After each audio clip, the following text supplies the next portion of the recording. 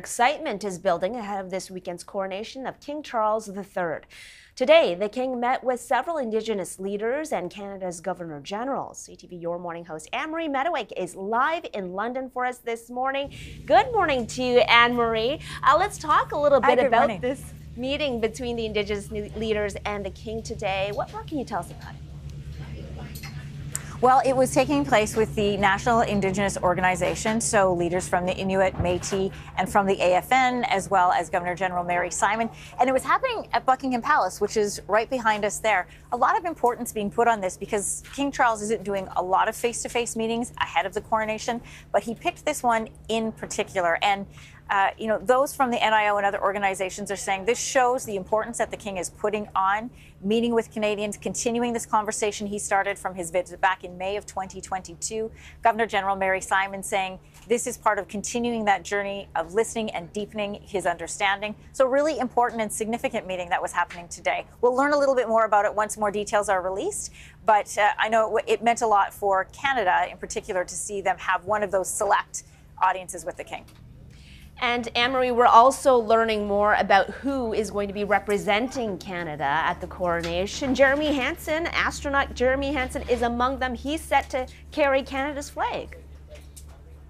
Well, isn't this an exciting year for Jeremy Hansen? He's announced as one of the astronauts that's going to be heading towards the moon, circling around the moon, and now he is in front of King Charles III. Like, I mean, go buy a lottery ticket, Jeremy Hansen. Also coming along with him is Jenny Saidi, and there'll also be the High Commissioner Ralph Goodale. His wife will be coming as well. Justin Trudeau and Sophie Gregoire Trudeau will be there.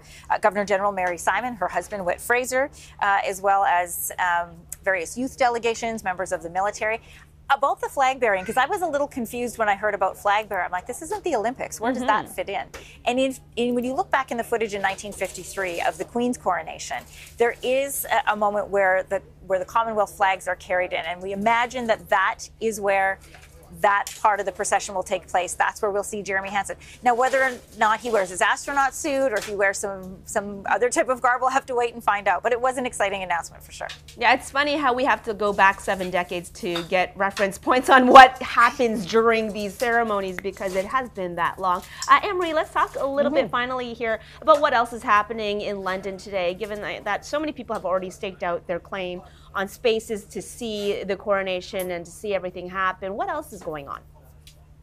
Well, you've probably been seeing these images of people who have started to camp out along the route. This is not unusual. This happens often in big royal events. But, we met with a group of women today, all of them, 65 and up.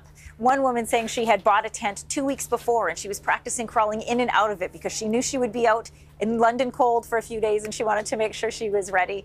Also today, the Prince and Princess of Wales were out. They went to visit a pub and then they did something which is very unusual, I'm told, for royals, is they took the train in from the outskirts of London into central London before they did a walkabout and spent some time shaking hands and greeting people, thanking them for coming, answering questions about the coronation.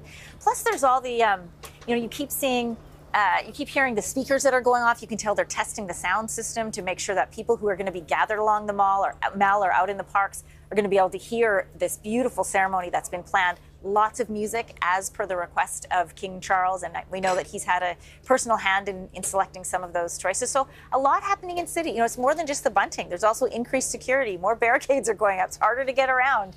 So, we're getting closer to the big day. All right. Excitement definitely building, a lot of tension as well. So we'll definitely check in with you again. Anne-Marie Mediwake, thanks so much.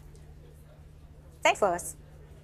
And we will have special coverage of the King's coronation hosted by CTV News chief anchor and senior editor Omar Sachedina. That is happening Saturday beginning at 3 a.m. Eastern on CTV, CTV News channel, and ctvnews.ca.